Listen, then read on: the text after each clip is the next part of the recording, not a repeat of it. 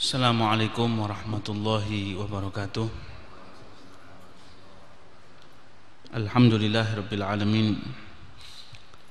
Wassalatu wassalamu ala sayyidil mursalin sayyidina Muhammadin wa ala alihi wa sahbihi ajma'in, amma ba'du. Alhamdulillah wa syukurillah, kita panjatkan puji syukur kehadirat Allah Subhanahu wa taala. Masih berkaitan dengan mara bahaya dari kehidupan godaan materi duniawi.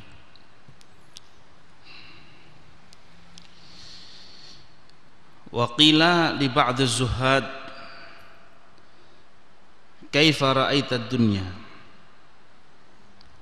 tukhliqul abdan wa tujaddidul amal wa tuqarribul maniyah wa tub'idul umniyah.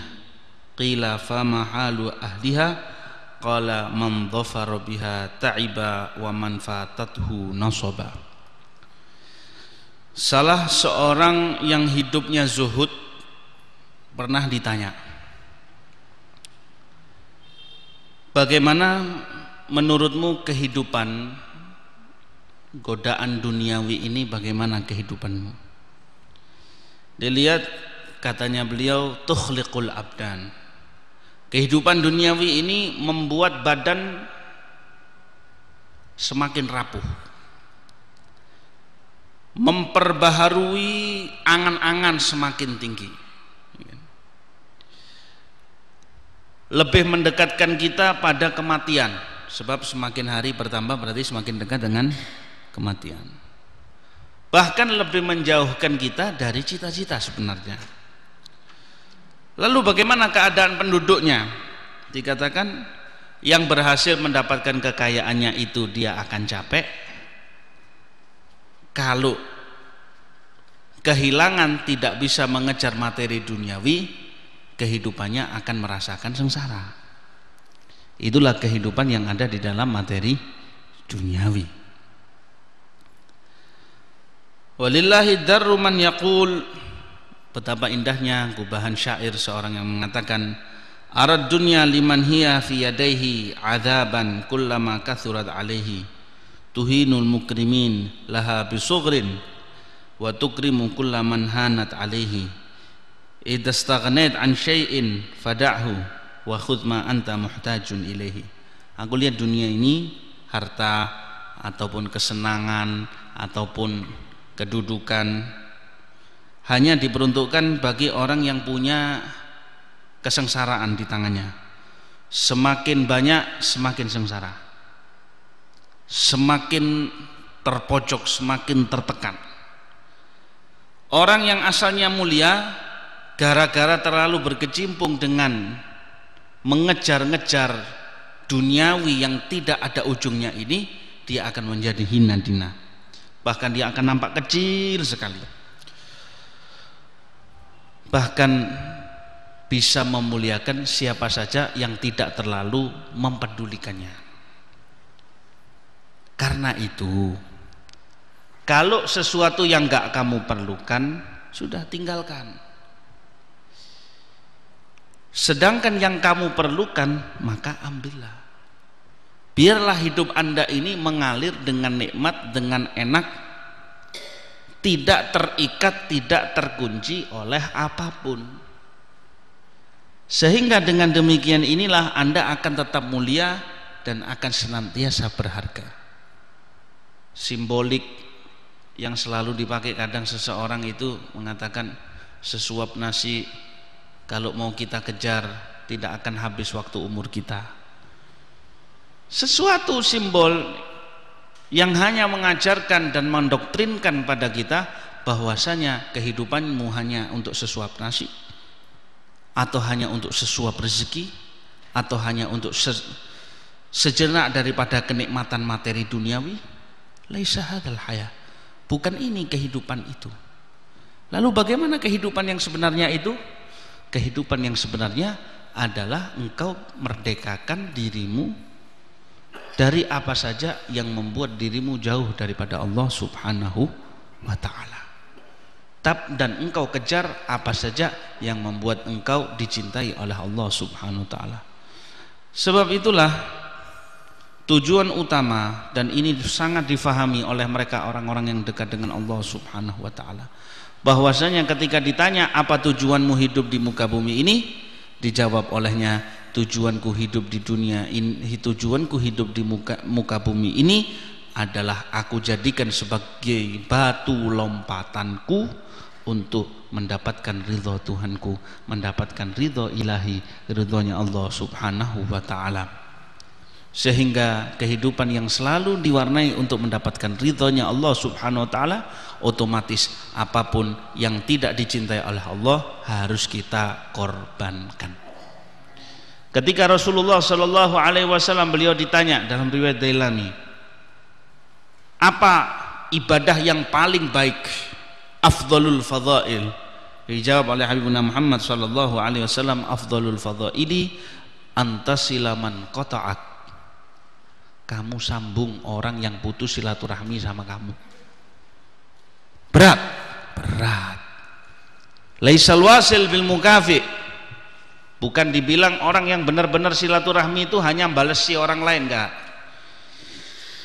Tapi ketika seseorang tidak mempedulikan kita, kita peduli kepadanya. Hadza huwal mu'min. Ini mukmin yang benar, ini mukmin yang hakika, ini mukmin yang sebenarnya. Makanya dikasih 3 hal oleh Rasul sallallahu alaihi wasallam. 3 hal ini adalah sebenarnya inti dari segenap segala macam bentuk kegiatan sosial atau kegiatan-kegiatan yang sangat baik, kegiatan-kegiatan yang menunjukkan moral kita. Dibilang afdhalul fadhaili salasatun, itu tadi. Yang pertama adalah antasilaman qata'ak, kamu tetap nyambung, tetap marani, tetap nyantuni, tetap memberi orang yang putus silaturahmi sama kamu. Berat, wah khalas. Sebab yang dihantam itu ego, yang dihantam itu adalah kesombongan kita, ya kan? Kesombongan kita, rasa diri kita yang merasa sangat berharga dan lain sebagainya. Yang kedua, ta'fu amman dhalamak, kamu memaafkan siapapun yang menzalimi kamu. Ya.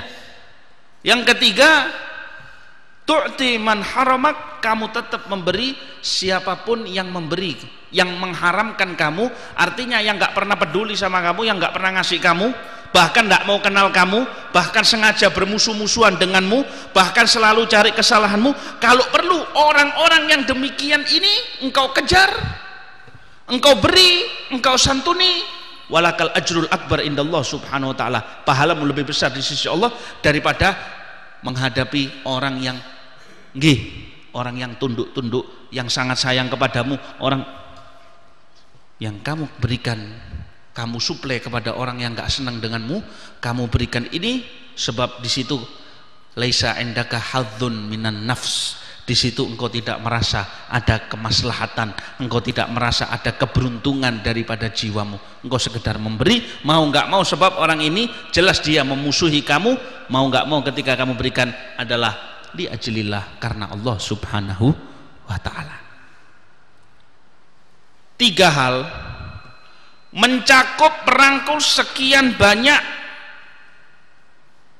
sosial norma-norma, dan itu semuanya terkumpul di dalam satu hadisnya Rasulullah sallallahu alaihi wasallam, al-jami' al-mani', hadisnya Rasul sallallahu alaihi wasallam yang singkat, yang padat, yang mana kalau kita kupas habis-habisan tidak akan ada henti-hentinya. Al-yadul ulya khairun min yadis sufla, tangan di atas lebih bagus daripada tangan di bawah. Terkadang orang tidak ngemis dengan tangannya, ngemis dengan perasaannya, ngemis dengan syahwatnya, ngemis dengan keangkuhannya, ngemis dengan kesombongannya, ngemis dan ngemis.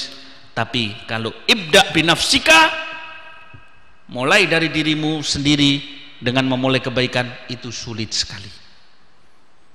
Makanya tangan di atas kamu beri kepada orang lain, korban. Wis kita orang gak iso mangan apa-apa, mangan perasaan wae. Iya kan? Kadang perasaan itu perlu kita makan, tidak apa-apa. Mangan perasaan, panganan, tidak apa-apa. Loh kenapa kok kita perlu makan perasaan? Iya, justru di saat kita makan perasaan ini, kalau kita gunakan untuk hal-hal yang baik, dia bilang ini orang ini jelas jelek sama saya, jelas musuhi saya, jelas tidak mau silaturahmi, jelas ini.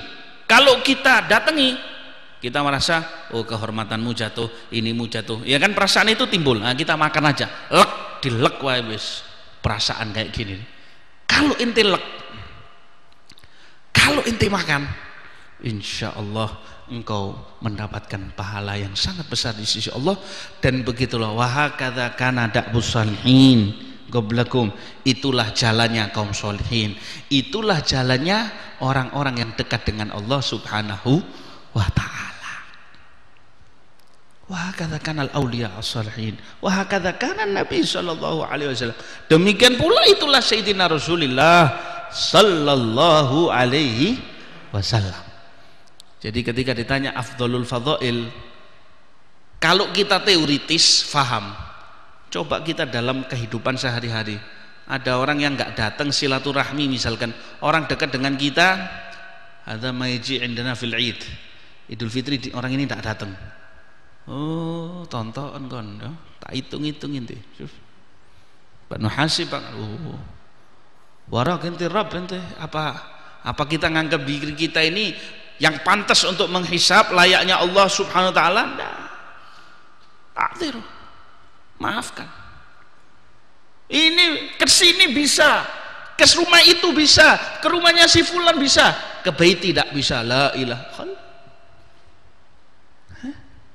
Kerbait tidak, padahal anak nggak pernah lepas perhatian anak kepada dia, padahal dia selalu anak berikan, padahal dan muncul lagi gangguan setan itu, terus tarik menarik, dibilang oh ini mungkin datang ke rumahnya si fulan karena orang itu berada, karena orang itu berduit, karena ada masoleh, karena ada wahakadza hayatak tamdi bila ajr. Inti selesaikan hidupmu begitu, nggak ada pahala. Coba kita lihat orang dulu, yastaghni anin nas, tidak terlalu membutuhkan apa yang ada di orang lain. Kalau mereka datang, alhamdulillah. Nggak datang, ana yang datang. Unturilah hadzal akhlaqil aliyah. Rahimullah Habibana Munzir bin Fuad al-Musawa. Kemarin kita Indonesia ini berduka secara nasional, kehilangan salah satu seorang putra terbaiknya. Beliau satu kali masih di awal-awalnya datang, nggak bingung masalah mobil apa untuk ya naik bis, ngompreng dulu, ya. Bahkan datang dari satu musola ke musola yang lain, ditolak, sampai pada akhirnya mau masuk ke rumahnya orang, sudah kemalaman, agak jauh, tidak ada duit untuk balik. Dibilang sudah nggak ada jalan, ana maaf nggak bukakan rumah, kamar ana sempit, katanya orang yang, kalau antum mau silahkan tidur. Ya sudah, ndelosor, dibuka itu jubahnya, beliau tidur di halaman rumah orang tersebut. Kalau kita orang, oh penad'i alaik, kalau kita orang tak tua no mandar jungkir, itu kalau kita orang. Tapi lihat hasilnya, terkadang hidup ini perlu bagi orang sedikit berkorban, ya kan? Perlu berkorban. Awal bismillah yang harus kita korbankan adalah satu perasaan, yang kedua harus kita korbankan adalah apa ya, kita katakan ego, kita merasa diri kita terhormat dan lain sebagainya. Kita jangan melazimkan, jangan mengharuskan seseorang untuk berbuat sesuatu yang nggak diharuskan. Jangan. Yang pertama kali diharuskan oleh Allah dan Rasulnya adalah kita menghormati orang lain. Perkara orang itu menghormati ataupun tidak menghormati, ba'den, urusan belakang. Sulit, sangat sulit, tapi harus. Kalau ingin berhasil, wajib. Makanya dikatakan oleh Al-Imam Ali bin Muhammad Al-Habsyi, bittiba'i wa hubbi haqqaqallah rajahum. Dengan mereka itu cinta Rasul, ngikuti Rasul SAW, apa yang mereka mau dikabulkan oleh Allah Subhanahu wa ta'ala. Ya hanahum bil Mustafa, ya hanahum. Betapa beruntungnya mereka itu mendapatkan berkah daripada Rasulullah sallallahu alaihi wasallam. Ya. Banyak hal. Karena Nabi sallallahu alaihi wasallam, dahulu Habibuna Muhammad SAW, di dalam setiap kehidupannya, segala aspek yang beliau lakukan adalah lebih banyak berkorbannya daripada apa yang beliau dapat. Terkadang Sayyidina Rasulullah Sallallahu Alaihi Wasallam rela membagikan apa yang beliau miliki hingga tidak tersisa apapun di dalam rumahnya. Yang lain boleh makan, urusan beliau nggak makan belakangan. Yang lain nggak boleh capek, urusan beliau yang capek itu belakangan. Yang penting beliau betul-betul yakhdumul ummah, berkhidmah kepada umat ini. Antasila man qata'ak. Kita tanya diri kita, bisa ndak kita ini silaturahmi kepada orang yang putus sama kita? Kadang ada orang sudah nyambung silaturahminya baik, cuman salah satu daripada setahun 2 tahun pernah nggak datang, kita bilang oh iya, orang itu ketika datang alhamdulillah ente sekarang rajin silaturahmi, ya kan? Alhamdulillah ente sekarang rajin, ente datang ke sini, masya Allah, jazakumullah khair. Ya meskipun ente berapa tahun yang lalu pernah 2 kali ente luput, 2 id ente luput tak datang, tidak usah dieling-eling. La tadzakkar masawil khalq. Jangan kita ingat kejelekan orang, ingat mahasin ingat kebaikan orang itu yang pertama. Yang kedua, ta'fu amman zalamak. Maafkan orang yang menzalimi. Macam-macam. Sebab kita lebih menginginkan untuk dimaafkan kalau kita yang bersalah. Zalimnya kita kepada orang itu lebih banyak. Al-lisan, ketika kita ngomong, ya kan? Perbuatan macam-macam, banyak. Kita teringat salah seorang ulama. Suatu kali abah dari Al-Habib Salim, namanya Habib Abdullah bin Umar Syatiri, ketika itu beliau lagi berada di kamar mandi. Waktu di luarnya itu ada seorang murid. Biasanya beliau masuk di kamar mandi itu, biasanya ada kamar mandi sendiri. Tapi saat itu beliau di kamar mandi itu, beliau berwudu, kemudian beliau keluar. Ketika di kamar mandi itu terasa agak lama, ya. Ini ada murid rupanya baru datang, terus dia gedor-gedor pintunya sampai ditendang-tendang pintu itu. Kemudian orang ini mengeluarkan kata-kata kotor, misu-misu.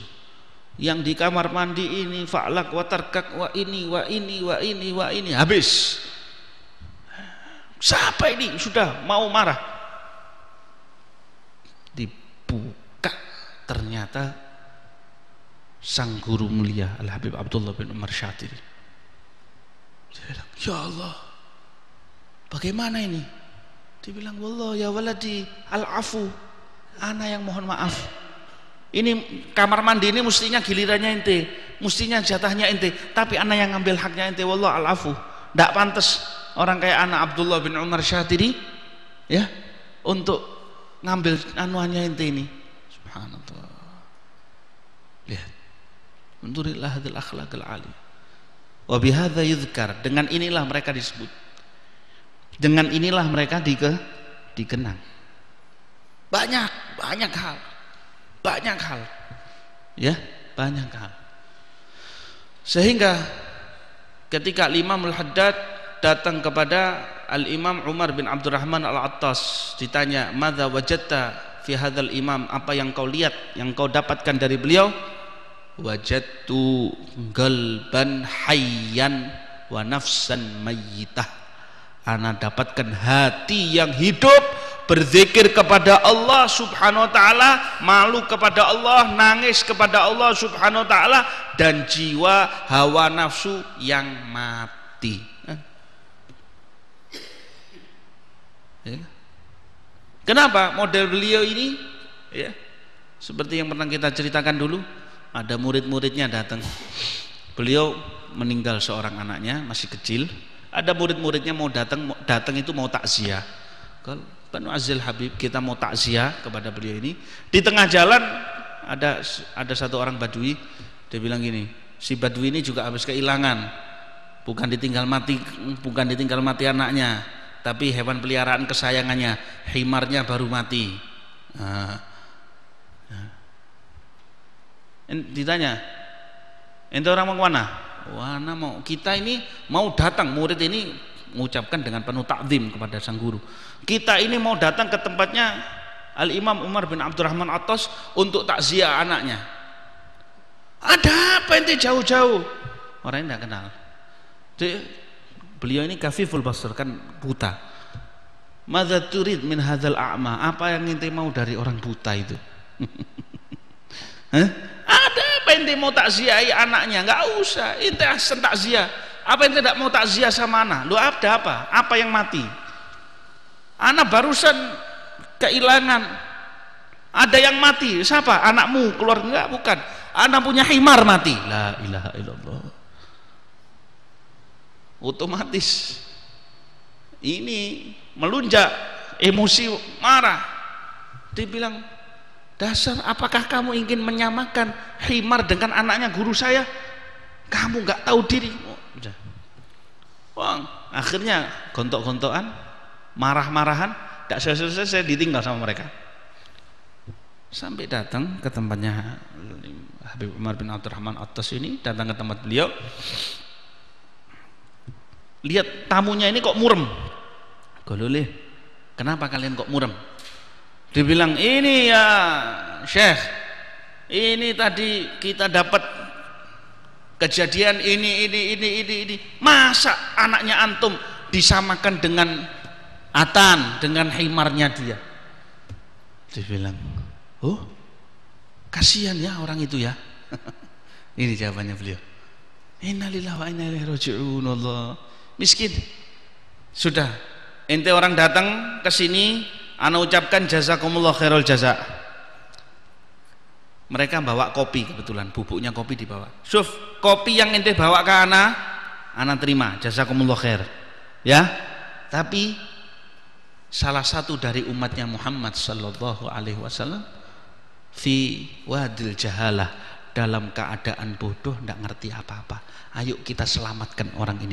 Ini lebih nyenengkan Rasul sallallahu alaihi wasallam dan lebih ana senengi. Ijil Habib hadza, datang beliau ini ke tempatnya Badui. Assalamualaikum. Waalaikumsalam. Si Badui, ente lagi mau apa? Ayo. Katanya Habib, wallah al-afu, ana ndak tahu. Ente ini ana punya tetangga, tapi ana kurang perhatian sama antum. Ana mohon maaf, wallah ana mohon maaf.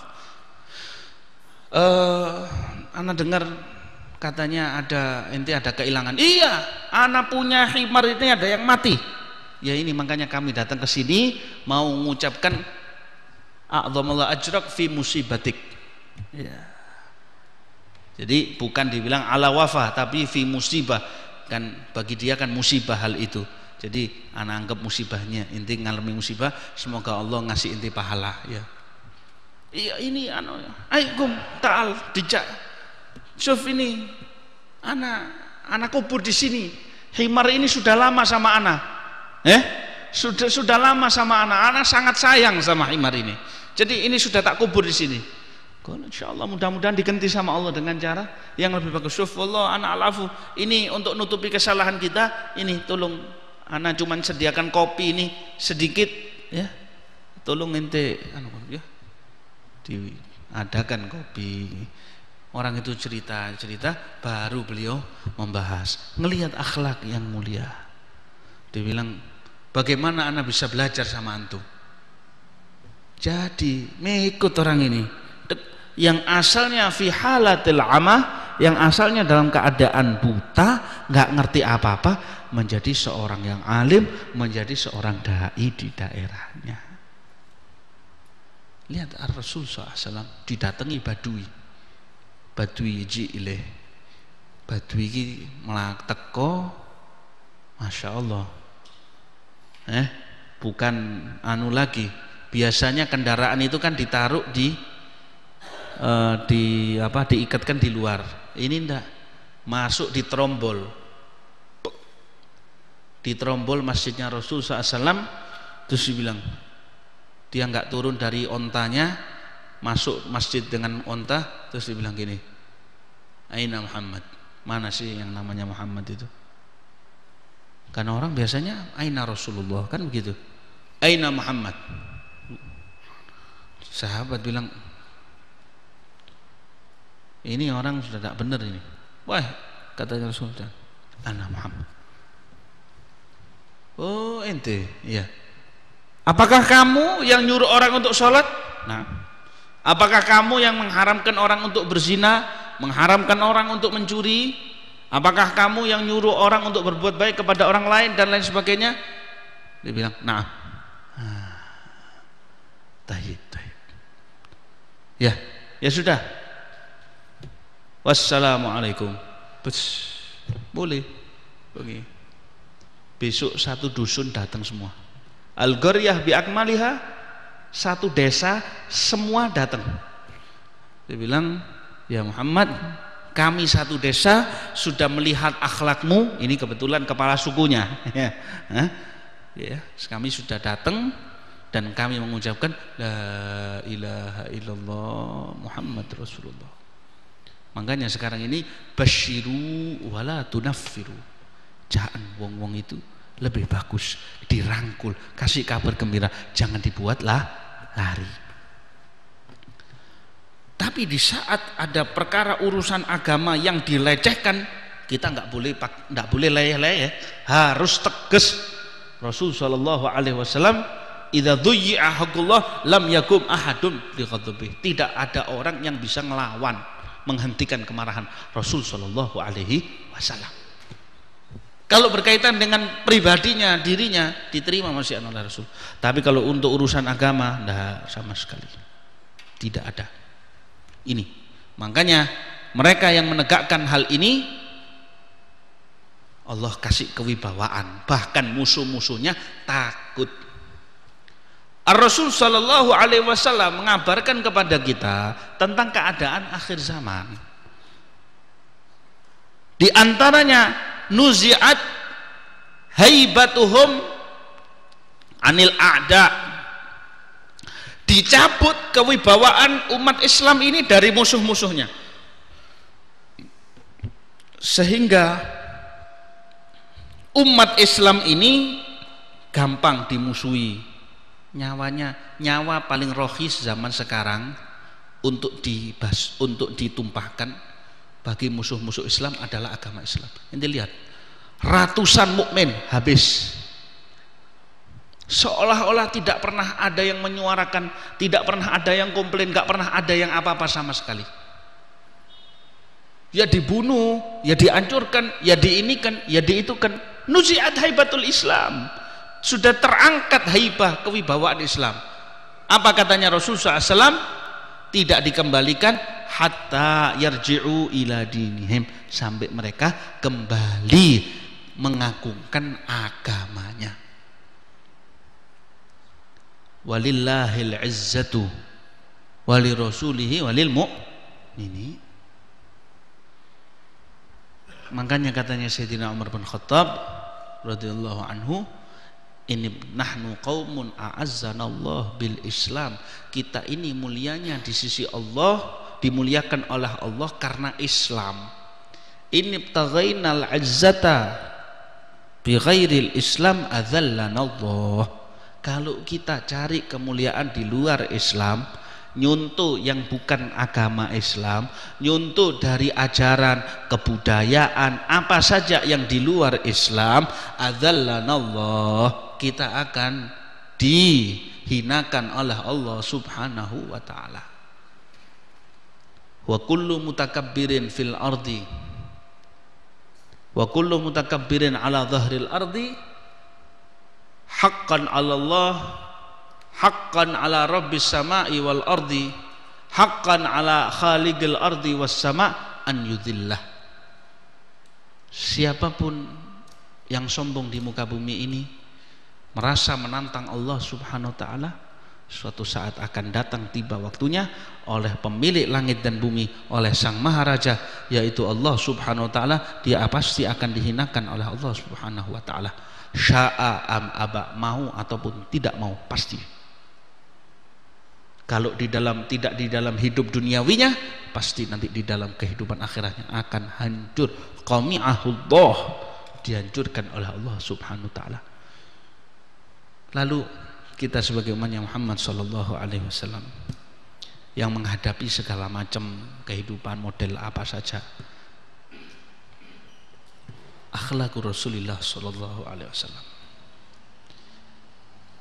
Idza ghaba anna akhlakun nabi, kalau kita sudah kehilangan akhlaknya Rasul sallallahu alaihi wasallam, tidak ada pada diri kita, lalu kita mau dibilang umatnya siapa?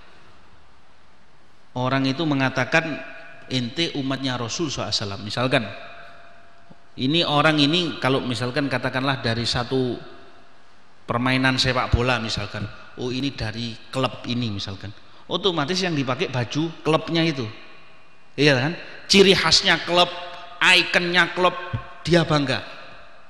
Ya, ini akhir zaman nih, ya, orang kadang lebih bangga dengan ikonnya klub, ya, lebih bangga dengan klub sepak bola dan lain sebagainya, habis-habisan.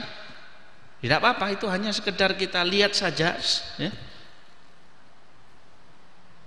Tapi masa kita kecemburuan kita kepada satu klub mengalahkan kecemburuan kita kepada Muhammad sallallahu alaihi wasallam?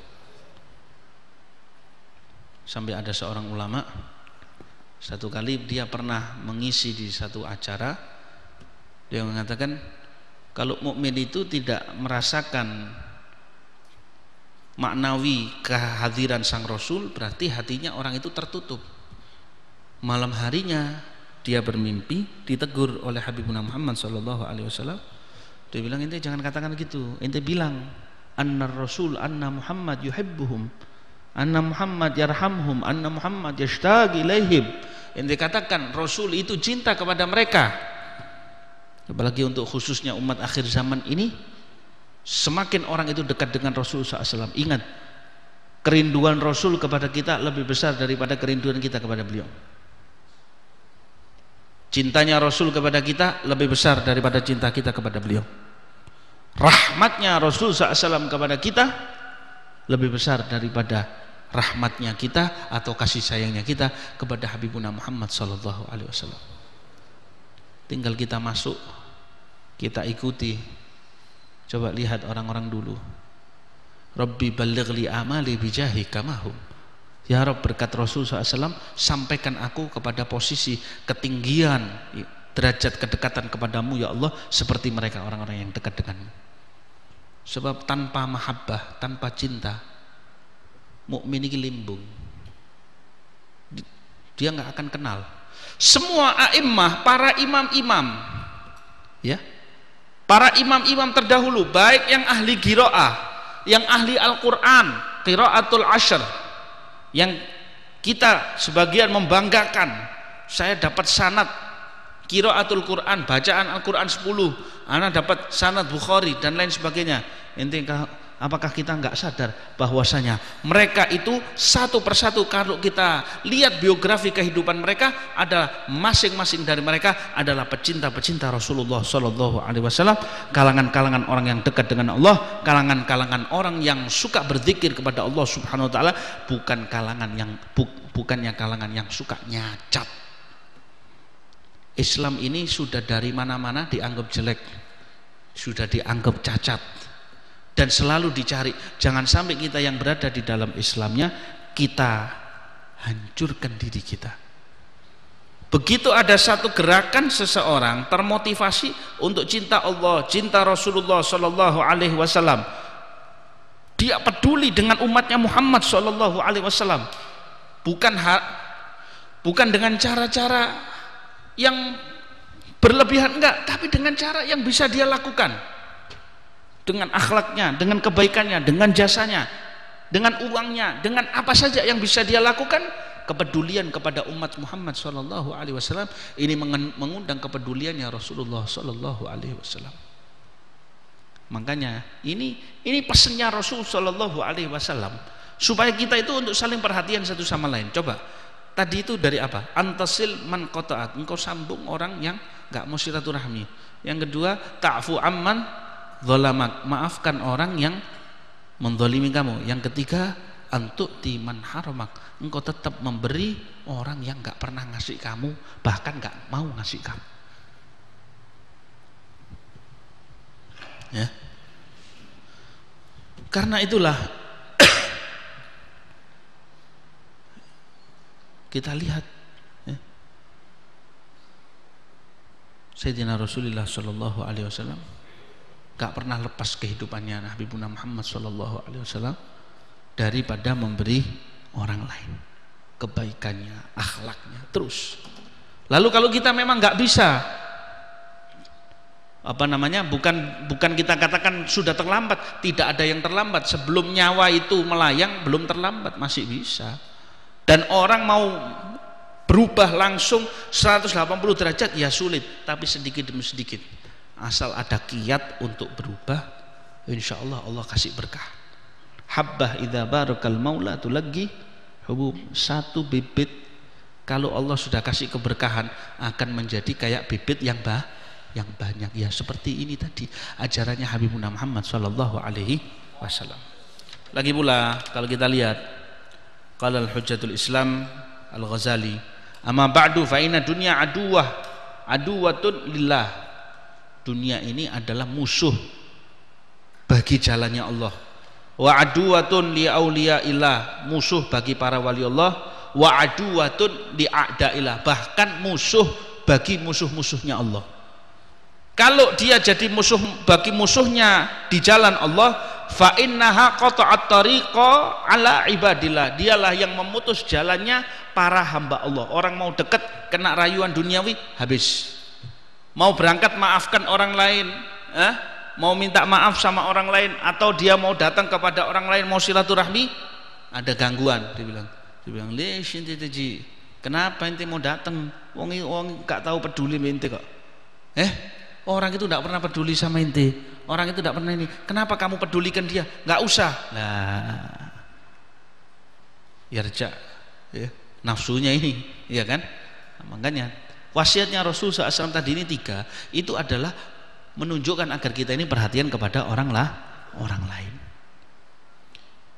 Walidzalika lam yanzur ilaiha mudh khalaqaha, sebab karena itulah Allah enggak memandang dunia ini sama sekali sejak diciptakan oleh Allah Subhanahu wa ta'ala. Adawatu hali ada bi auliyaillah, kalau bagi para kekasih Allah dunia ini jadi musuh. Fa innaha tazayyanat lahum bisinatiha, dunia ini mempersolek dirinya.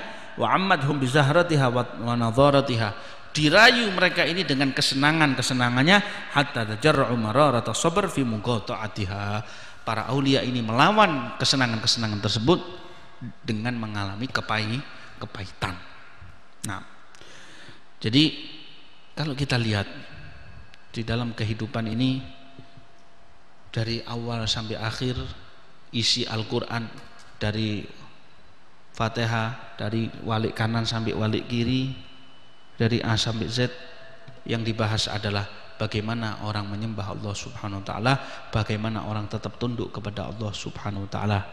Ketika dia tunduk kepada Allah Subhanahu wa ta'ala, ketika dia bersujud kepada Allah Subhanahu wa ta'ala, maka dibuka keberkahan oleh Allah Subhanahu wa ta'ala. Terakhir, dunia ini jadi musuh bagi musuh-musuhnya Allah.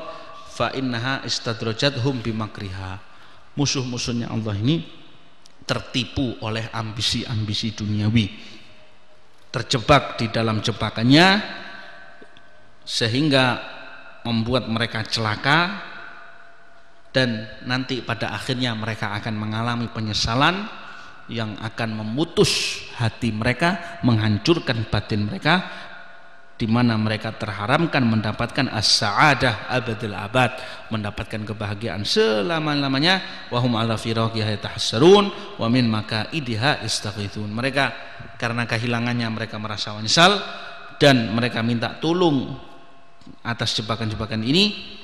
Sebab nanti di hari kiamat mereka saat minta tolong kepada Allah dikatakan ikhsa'u fiha wa la tukallimun, ya, celakalah kalian, mendekamlah kalian di dalam neraka itu, janganlah kalian ngomong. Sebab apa? Ulaikal ladzina ishtarawul hayatad dunya bil akhirah. Merekalah yang lebih membeli kehidupan duniawi dengan menjual akhiratnya. Fala yukhaffafu anhumul adzab wa lahum yunsurun. Tidak diringankan siksa mereka dan mereka tidak ditolong. Wa 'alal jumlah fal ayat wal akhbar wal athar fi hadzal bab aktsar min an tuhsa wa ab'ad min an tustaqsa wa fi ma asyarna ilaihi kifayah wa ibrah liman ya'tabir wa tadhkirah liman yatadzakkar wa ma yatadzakkaru illa man yunib. Jadi rangkaian ayat-ayat, hadis, cerita-cerita, ucapan para salaf tentang betapa bobroknya kesenangan dan ambisius materi duniawi ini sangatlah banyak. Kira-kira katanya beliau sudah sangat cukup sekali. Dan ini sudah jadi pelajaran, menjadi pengingat. Beliau membawakan ayat katanya Imam Haddad, wa ma yatadzakkaru illa man yunib. Tapi yang bisa mengingat itu adalah yang hatinya yang berserah kepada Allah Subhanahu wa ta'ala, maka itu dia akan yang mengalami kesadaran. Semoga Allah Subhanahu wa ta'ala menjadikan kita sebagai hamba-hamba yang dicintai oleh Allah Subhanahu wa ta'ala, mengampuni dosa-dosa kita. Rabbana dhalamna anfusana wa lam taghfir lana wa tarhamna lanakunanna minal khasirin. Sallallahu alaihi wasallam. Alhamdulillahirabbil alamin.